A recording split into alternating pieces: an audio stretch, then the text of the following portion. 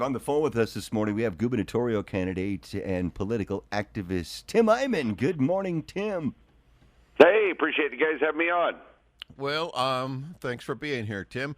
Guess you're coming to Yakima to rally the troops as your race for the governor's office continues. Yes. Absolutely, yeah. It's going to be really fun. It's going to be on Sunday, 1 to 3, and Yakima Speedway, and I think it's going to be really great.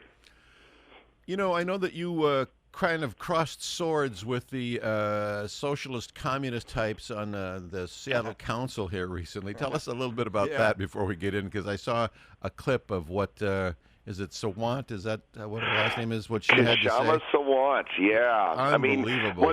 What's so funny about it is that, they're all socialists on the Seattle City Council. She's the only avowed socialist. So it's like so funny when she beat the Democrat. I remember the Democrat that she beat gave a speech on election night, and he said, "You're really not going to see that much of a difference with her being on the city council." And it's like, no, you've seen a big difference. She's going to overthrow capitalism and the free market system, and avows to do it. No, it was really, really crazy. I said you should be in jail. You shouldn't be behind that microphone. We had a really nice exchange, and the point I was trying to make is that she is doing so many things that are just flat out illegal, but everybody's intimidated by her. She's got her own set of troops, shock troops. They pretty much follow her around and make sure that anybody that gets in her way, she shuts them down. And the big thing that she did was in this lawless zone, which I went down to. I was going to ask you about that next. Yeah, your trip to China. Yeah.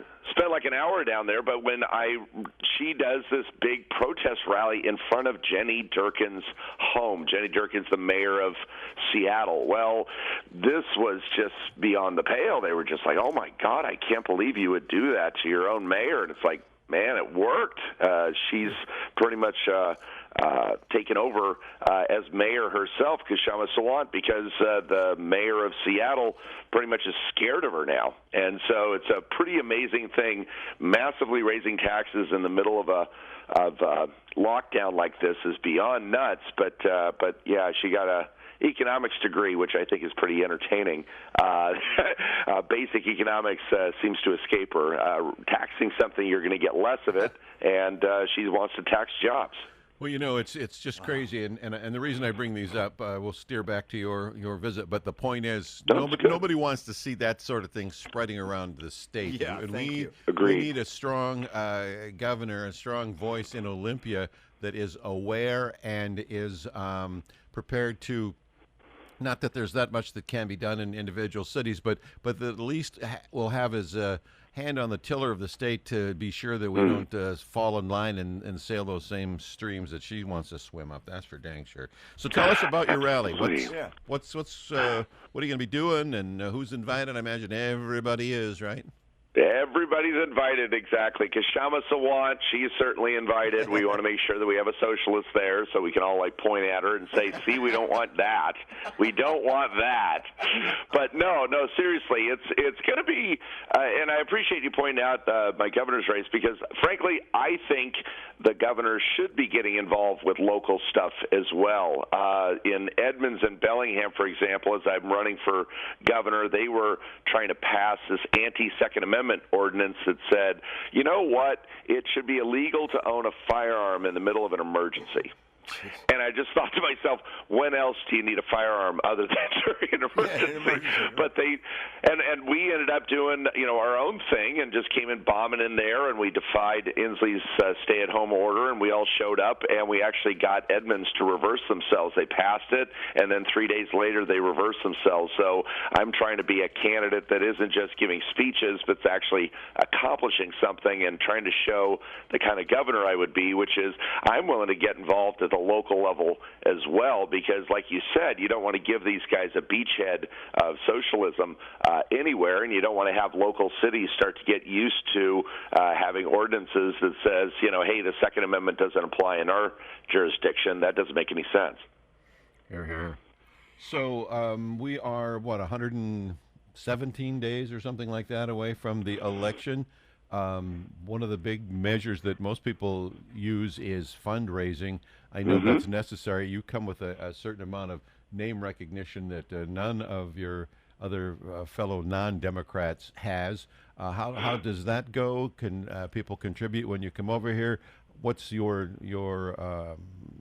do you see yourself having a need for money? You find a way to generally get headlines one way or the other, Tim. So I do that. I'm usually in trouble. That's usually what gives me headlines and stuff. Oh my God, Tim got a $70 haircut. That's a front page story in the Seattle Times when I spent $70 for a haircut. No, I mean, I take it as a badge of honor that the media has just gone out of its way, the Seattle media especially, that just basically says, oh my God, Tim Eyman's running for governor. Well, if I wasn't a threat, you wouldn't be like doing these constant attacks on me. And I think what really infuriates them is that with, doing, 17 statewide campaigns, I won 11 of them, and every single time they made it about me. And they said, vote no on Tim Eyman's $30 tabs initiative, or vote no on Tim Eyman's making it tougher to raise taxes, or vote no on So I basically had a lot of experience running these statewide campaigns, and what just makes them so angry is that they keep, losing. And we keep winning, and they're just terrified that, oh, my God, we can't seem to convince these stupid white trash people to listen to us, that this Eyman guy's awful, he's terrible, he's from this hick town called Yakima, and nobody can trust somebody like him. And I'm just thinking to myself, man, I am total white trash. I'm, real proud of it. And frankly, I think that's what we need in there to be able to take on Jay Inslee, is somebody that's willing to get into the mud and the muck and really wrestle this guy down. And unfortunately, we've nominated people that challenge Democrats over the years that are just really nice guys. And all the other guys in the race that I'm running against, they're all really, really nice.